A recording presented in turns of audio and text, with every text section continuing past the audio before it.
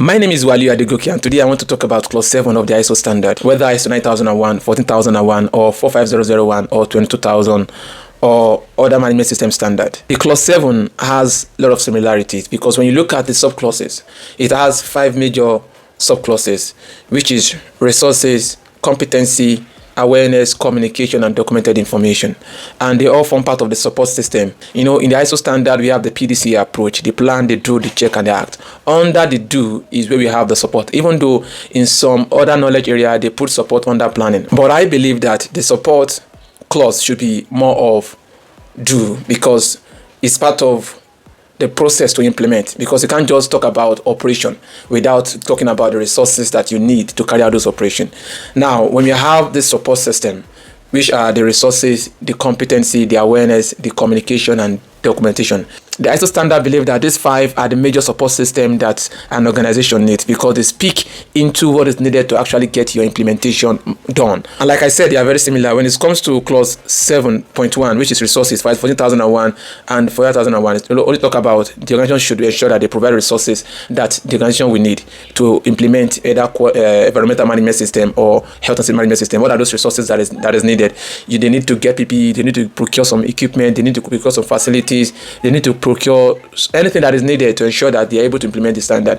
They should ensure that they provide it. And how will they know? From the risks that they have identified. Because as an organization, we'll have identified your action to address and opportunities. Part of your corrective action might be provision of some resources that is needed. Also in the asset objective, some objective that they have set might be part of what they will need. And also even regulatory compliance. When it comes to, remember in clause 4.2, interested parties, needs and expectation. Some of the regulatory compliance, for example, for regulatory body, which is also an interested party, might be that there are some things that basically they should have as an organization. You should have an ETP. For example, every treatment plant, if you are into water usage, before your water gets out, you provide, it's part of the resources that should be needed.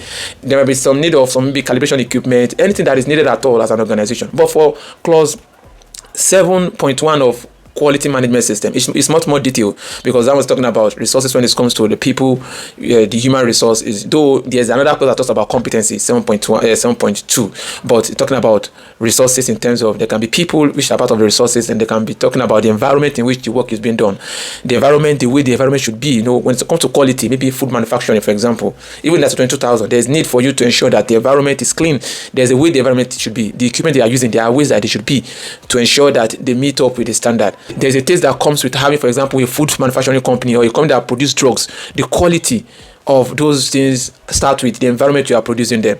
So it is much more detailed. It also talk about organizational knowledge, how they keep their knowledge, how they become who they are.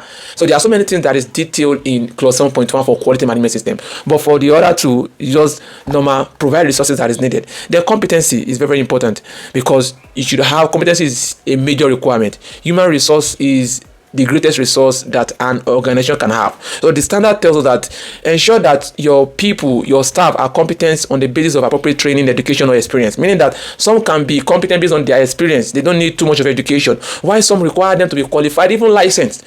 So you should have identified from your roles and responsibility in your clause 5.3 on the various kind of roles and responsibilities that is being given to them. So for someone that is supposed to be a quality engineer, certified quality engineer, or civil engineer, for example, in a construction environment, should be in Nigeria, for example, should be current registered. These are regulatory. You can see how 4.2 relates to 5.3, then addressing the issue of overall competence that is needed.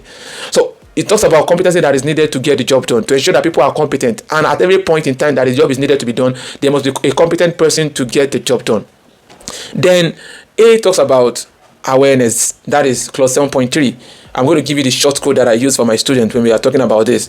Clause 7.3 talks about awareness. There need to be awareness about the policy, for example. There needs to be awareness about the objective that you have set in your clause 6.2. You say you want to do this, you want to achieve this, you want to put these things in place. All these things have to be known. The awareness must be there.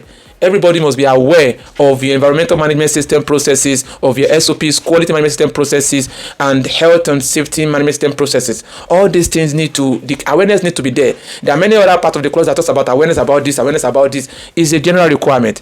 The next one is clause 7.4, which talks about communication internally and externally. There are a lot of things that you have to communicate to your contractors, for example. Communicate about your health and safety procedure, how they should get their work done, the processes to get every work done to prevent accident.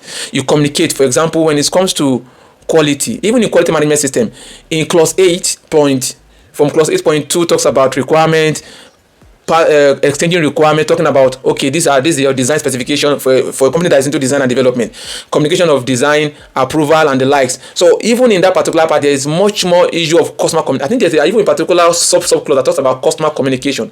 Is a very important requirement. But apart from that, generally in clause 1.4, there is a general discussion about issue of communication, both internally in your organization. What do you communicate internally in your organization, and externally, what do you communicate? That is, for example, to regulatory compliance. You can see how 4.2 comes in again, interested parties. You must know your interested parties, 4.2, because you need them to know who are you communicating to internally, who are you communicating to externally. If a new person comes to your workplace, you communicate your induction, you induct them, you communicate your hazard and risk in your workplace. It's part of communication. When a customer wants to get a particular product, you communicate the requirement to them. Even when you go to supermarket, when you want to buy something, they have already communicated to you the price and everything automatically. When you go online, you see everything communicated to you. Communication is an important part for quality management system, even environmental management system.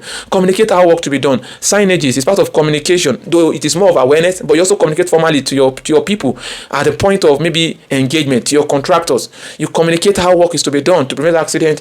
When you are in the facility, when you are living in a particular office, switch off the light. This simple thing is part of awareness, but also is embedded in your formal process for establishing a way to communicate all these things to your organization, to your staff, and everyone that is an interested party in what you do.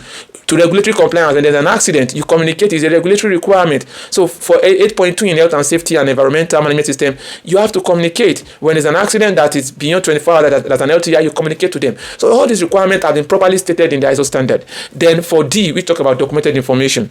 You see, most time people confuse some particular requirement of the standard that says that so and so most of people have documented information. They confuse it with this particular clause. This particular clause is more of your document control. How do you generate document? Who approves document? Who designs template?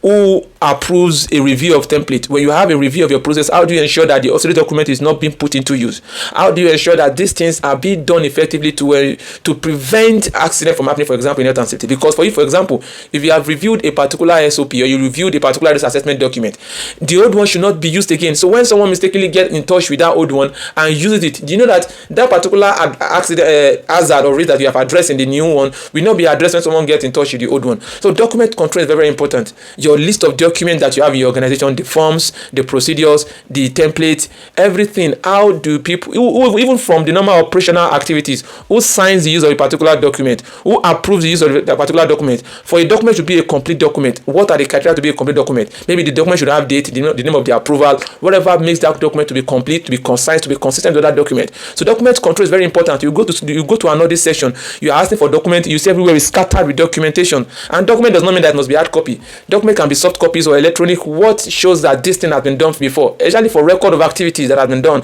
because record of activities are evidence of things of how you run your organization. So document control is very, very important. Legibility of your document is very, very important. Correctness of your document is very, very important. Your document should reflect the reality. You can't be telling me that you have, for example, now a permit to work document, and you are showing me for health and safety, you are showing me permit to work document, but it doesn't contain date, it doesn't contain the name of authorizer, the person that wants the job to be done. There's some things that should be present there. When the job is done, there is a way it should be signed, it should be closed out. So all these are part of document controls, documentations to ensure effective record and effective acquisition of knowledge. Because when you have SOPs, not everything is not record. Even your SOP is part of your document.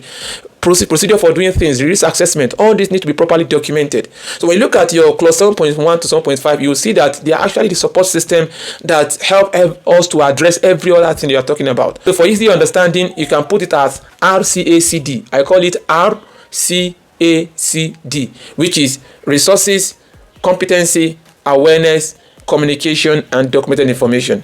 And this clauses is what is in 9001, 14001, 4001, and some other standard. Even though inside each of these clauses there are some that have more soft clauses based on the need, but generally this is what they talk about. I hope you've added value today. See you in the next video. Remember to like, share, and subscribe. Thank you, and God bless you.